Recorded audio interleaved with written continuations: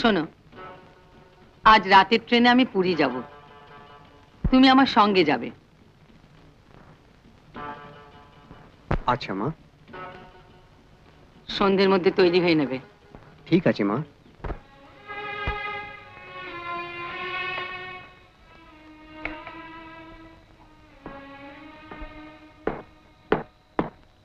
আসি তাহলে সতী।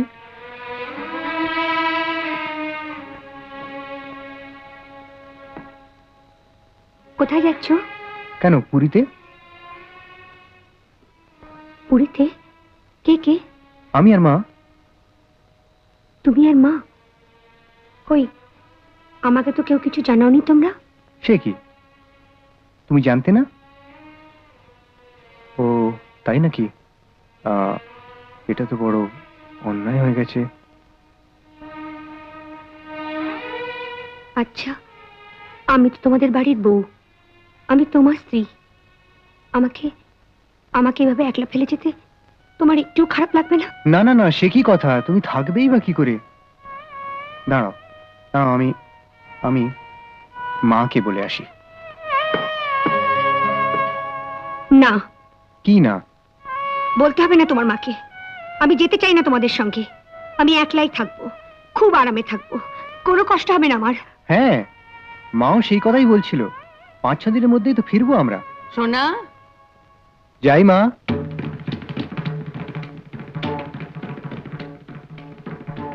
বৌমা সাবধানে থাকবে, সরকার বাবুকে সব বুঝিয়ে বলে গেলাম, তোমার কোনো অসুবিধা হবে না। থাক থাক বাচ্চা।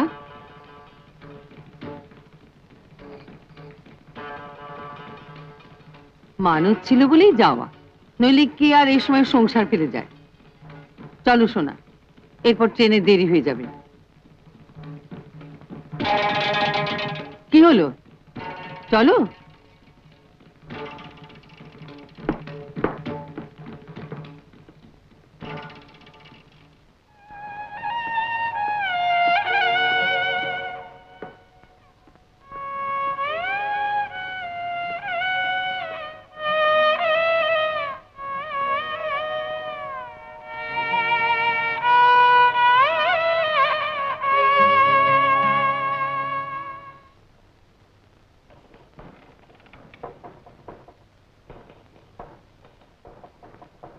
দীপু,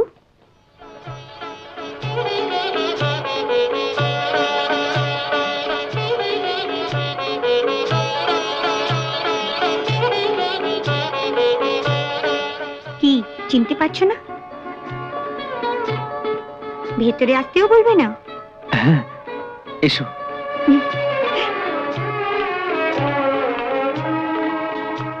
বসি? বসো।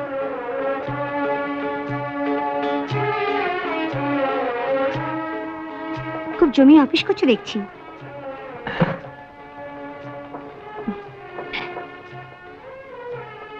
কাল সন্ধ্যেবেলা কি করছো? কাল সন্ধ্যেবেলা সেন সে চিঠিগুলো, ও সরি। না না স্যার, আসুন না। ইনি শ্রীমতী সতী ঘোষ, আর ইনি মিস্টার ঘোষাল, আমার উপরওয়ালা ডিটিএস। নমস্কার। Very glad. বসুন না স্যার। বসছি।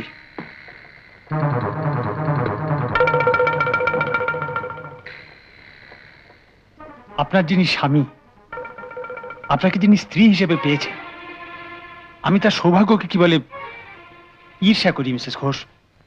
আপনি স্যার, বড় সাহেব আপনাকে এক্ষুনি একবার ডাকছেন। এখন সব সময় ডাকে। আমি এখনই এসে আপনাকে আমার চেম্বার দেখাতে নিয়ে যাব, পাশেই চেম্বার। আমি এক্ষুনি আসছি।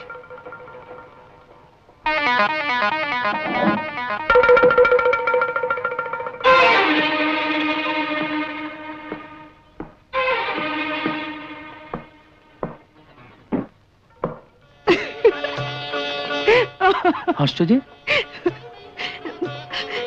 ভদ্রলোক যেন কেমনই। আচ্ছা দীপু, আমি এখন পালাবো। কাল সন্ধ্যেবেলা তোমার আমার শ্বশুর বাড়িতে নিমন্ত্রণ। নেমন্তন্ন?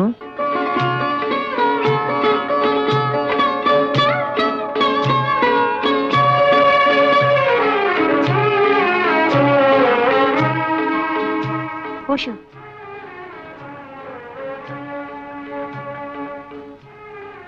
এত আয়োজন করেছো আমার জন্য? থাক, তোমাকে আর ভনিতা করতে হবে না, বসো তো।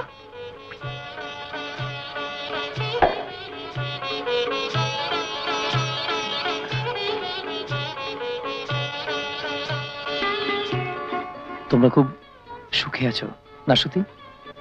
খাবার ঠান্ডা হয়ে যাবে, খাও তো।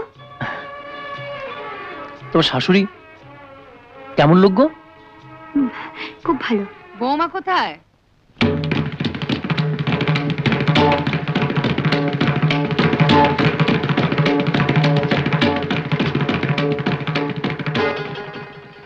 তোমরা যাও।